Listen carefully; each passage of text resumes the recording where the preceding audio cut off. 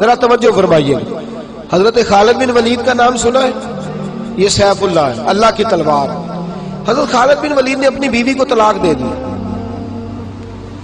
اور بڑا عرصہ وقت اچھا گزرا، طلاق ہو گئی، بیوی چلی گئی. ایک باغ بھی دیا تحفے میں. بعد میں ایک آدمی پوچھنے لگا حضور آپ نے بیوی کو طلاق دے دی، کیا معاملہ تھا؟ آپ فرمانے لگے کوئی مسئلہ نہیں، میری بیوی بڑی نیک تھی، پرہیزگار تھی، اچھی تھی، فرما بردار. انداز دیکھیے گا.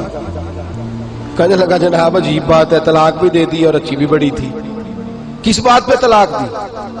آپ فرمانے لگے وہ میرے ساتھ 27 سال رہی ہے. کتنے سال؟ اور میں انتظار کرتا رہا ہوں. میرے نبی پاک صلی اللہ علیہ وسلم نے فرمایا جس کو اللہ تکلیف نہیں دیتا اس سے اللہ ناراض ہوتا ہے. میں نے 27 سال انتظار کیا، اس کے تو کبھی سر میں درد نہیں ہوا تھا. تو آپ فرماتے ہیں میں نے اسے ایک باغ دے کے بھیج دیا اس کے میکے. میں نے کہا تیرے اوپر چونکہ آزمائش نہیں آتی تو کہیں ایسا نہ ہو اللہ تجھ سے ناراض ہے تو مجھ سے بھی ہو جائے. مانے لگے اس خیال میں نے اس کو بھیج دیا ہے کہ اس پہ تو تکلیف ہی کبھی نہیں آئی. ہمارے ہاں ذرا ذرا سی آزمائشیں ہیں اور لمبے چوڑے پہاڑ ہیں. اور ایک اور بات سن لیں، آزمائشوں میں جو جینا سیکھ جاتا ہے نا، رب کریم اسے درجے بھی بڑے ہی عطا فرماتا ہے. جس کا دنیا میں کوئی سہارا نہیں نہ بنتا پھر اسے خدا کی رحمت آگے بڑھ کے سہارا عطا فرماتی. اپنی زندگی کے اندر آزمائش سے لڑنا، تکلیف سہنا، ذہن بنا لے تکلیفیں آئیں گی، آزمائشیں آئیں گی، بیماری آئیں گی، مجھے برداشت کریں. جس کے اندر برداشت ہے اس کا حوصلہ بہت بڑا ہے، اور جو برداشت سے آ رہی ہے وہ ختم ہو جائے. میرے رسول کریم صلی اللہ علیہ وسلم کی صحابیہ حضرت اسماء بنت ابی بکر صدیق، جناب صدیق اکبر رضی اللہ تعالی عنہ کی صاحبزادی ہیں، حضرت عائشہ کی بڑی بہن ہے. یہ وہی ہے جو غار ثور میں میرے نبی کو کھانا پہنچایا کرتے. 90 سال سے زیادہ عمر ہوگی حضرت اسماء کی، اور ان کے صاحبزادے عبداللہ بن زبیر رضی اللہ تعالیٰ عنہ. 90 سال سے زیادہ عمر ہوگی اور ان کے صاحبزادے لڑائی کر رہے ہیں حجاج بن یوسف کے ساتھ. آنکھوں سے انہیں نظر نہیں آتا حضرت اسماء کو، بوڑھی ہو گئی.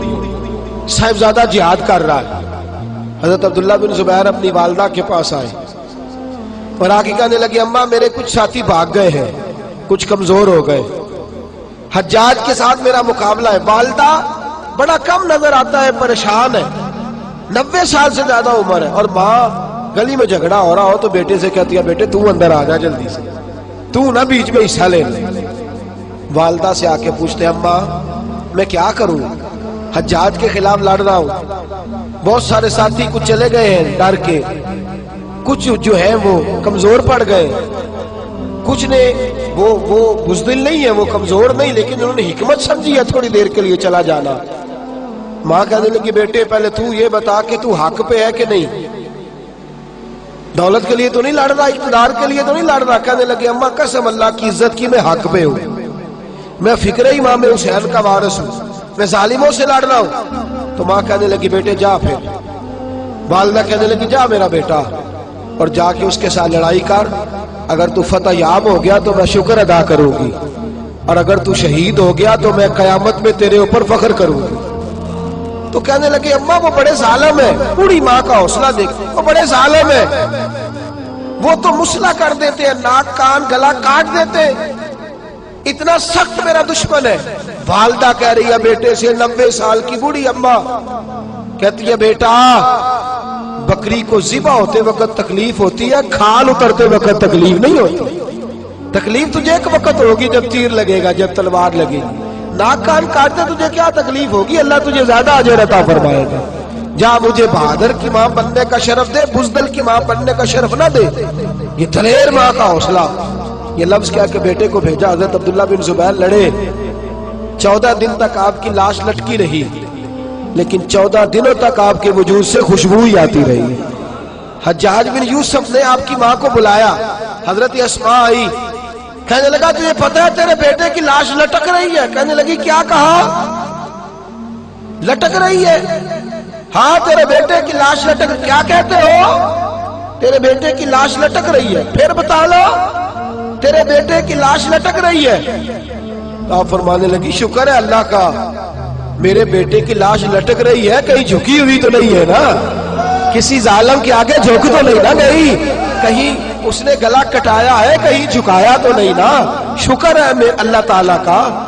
کہنے لگے تو مجھ سے سفارش نہیں کرے گی کہ اس کی لاش کو ہٹا دوں؟ آپ فرمانے لگے جس رب نے اسے شہید ہونے کا حوصلہ دیا ہے وہ اسے قبر کی اعلیٰ جگہ بھی عطا فرمائے گا. حضرت عبداللہ بن زبیر جنت المعلیٰ میں آرام فرما رہے ہیں اور سرخیل ہے وہاں کے مسلمانوں کے. عزیزوں, تکلیفوں کو آگے بڑھ کے وصول کرنا. ذرا ذرا سی بات پہ لوگ چیختے چلاتے کفر بولتے ہیں, گھروں میں فوتگی ہو جائے تو کفر. حضرت جعفر طیار شہید ہوئے, حضرت علی کے سگے بھائی تو ان کے گھر کی عورتیں رونے لگی. حضور نے فرمایا جاؤ انہیں چپ کراؤ. صحابہ گئے, خاموش نہیں, پھر رونے لگی. فرمایا چپ کراؤ انہیں, پھر چیخنے لگی. تیسری بار حضور نے فرمایا نہیں چپ کرتی تو ان کے منہ میں خاک ڈال دو. انہیں پتہ نہیں جو بین کرے, سر پھاڑے اور اپنے چہرے پر اپنے ہاتھ مارے وہ تو میری امت میں شامل ہی نہیں ہے, تو میری امت میں شامل ہی نہیں. میرے عزیزوں, شریعت اسلامیہ حوصلے کی بات کرتی ہے, صبر کی بات کرتی ہے. گھروں کے اندر ذرا ذرا سی بات پہ بے صبری کرنا, ذرا دو چار جملے بھی ہم ہضم نہیں کر سکتے, ایک بے رخی بھی ہم ہضم نہیں کر سکتے, تھوڑی دیر کے لیے بھی کوئی آنے والی تکلیف ہم برداشت نہیں کرتے. بے صبری ہے, ہماری کم حوصلہ ہے اور تحمل مزاجی سے دور چلے گئے ہیں, اس لیے ہمارے غم بھی روز بروز بڑھتے چلے جا رہے ہیں. رب کائنات کی بارگاہ میں یہ التجا کیا کرے اللہ ہمیں حوصلے عطا فرمائے اور ساتھ رب کریم ہمارے اوپر وہ والا فضل فرمائے اس طرح وہ اپنے نیک بندوں پر فضل فرماتا ہے.